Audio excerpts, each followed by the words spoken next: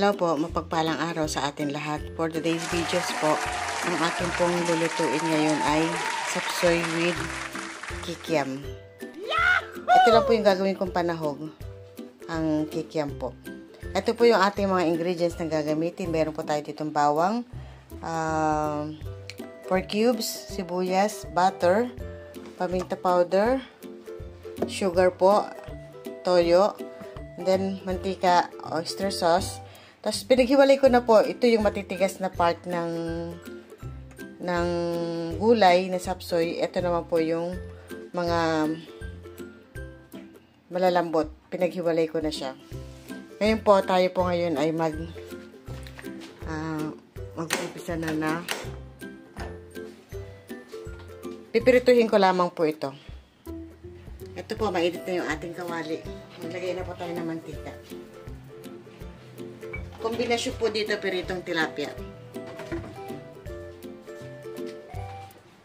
Alam niyo naman ang inyong kakusinerang lakwatsera pag nagluluto. Kailangan pag may gulay, merong isda. Yahoo! Pirituhin lamang po natin to.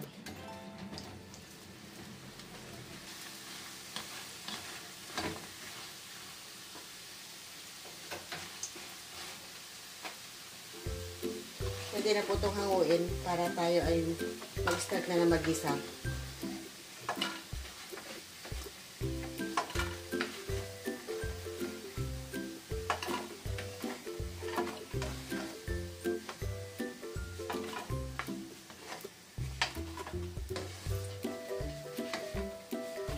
Mabawasan ko lamang po yung mantika kasi maglalagay tayo ng butter.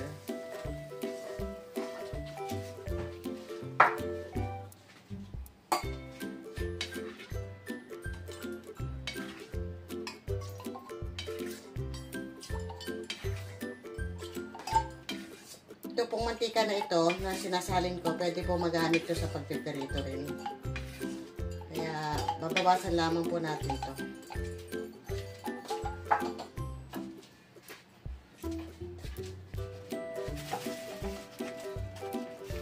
Maglagay na po ako ng butter.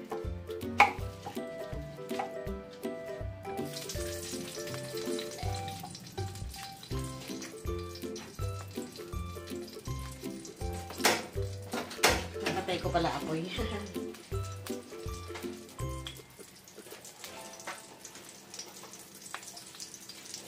Lagyan na po natin yung bawang.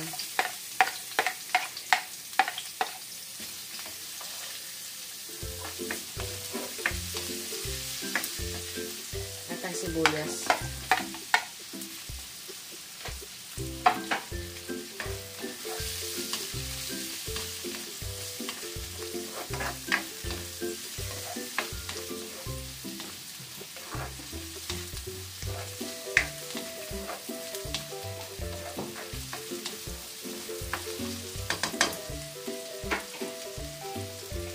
Lagay na po tayo ng paminta powder.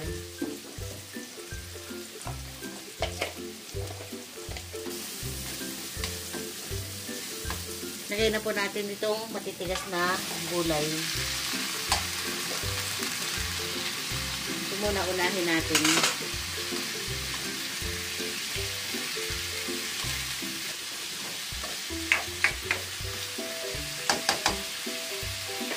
Lagyan ulit po natin itong 4 cubes.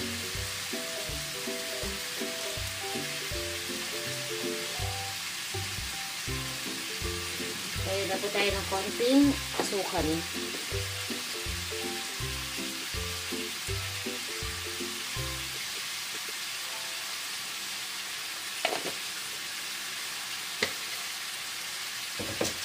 At ng toyo. Kain-kain nyo lang po siguro mga 2 to 3 tablespoons. Ayan.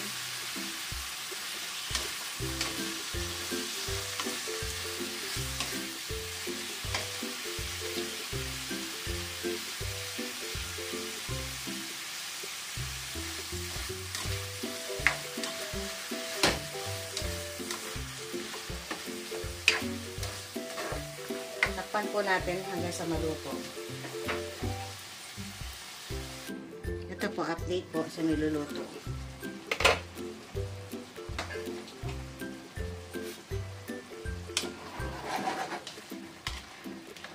Bango. Wala po akong seasoning eh.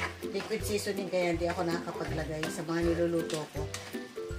Usually po kapag may liquid seasoning ako kasi nakakapagbigay ng lasa din po yun. Masarap po siya.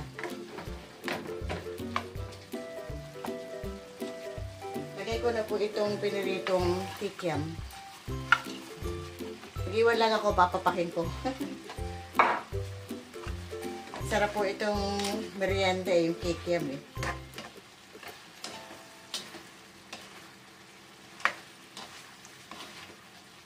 Hindi po ako naglagay ng tubig. Kasi ang gulay nagtutubig po yan. Ngayon, lastly po, lahulog ko na po itong mga veggies na madaling maluto.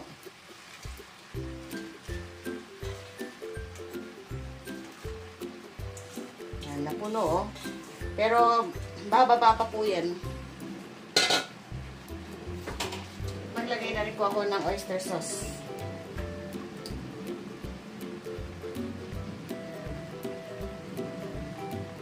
Mas marami, mas masarap ang oyster sauce. Yahoo!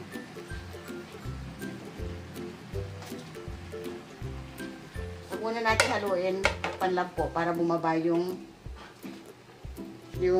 gulay na to. Ito po. Isa na po natin. Medyo naglanta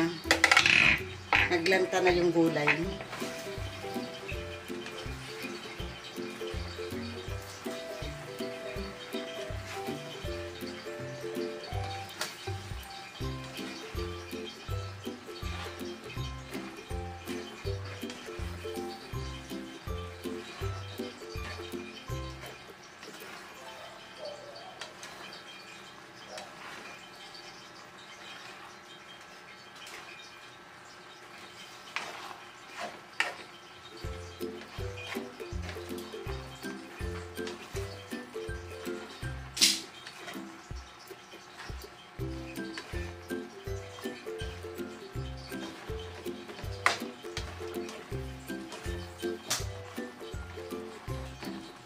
Lutuin pa po natin ng 5 minutes.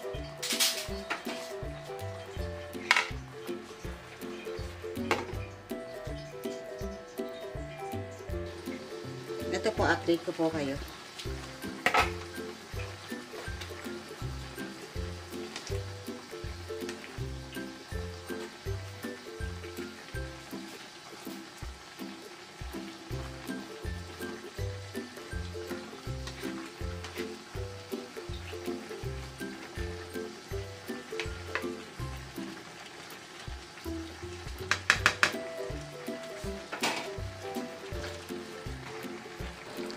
Ito yan na po ang ating nalutong sapsoy with kikiam.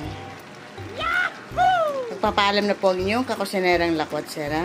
Nasa inyo po ay lagi nagpapalala na stay safe po. God bless po. Bye-bye ho.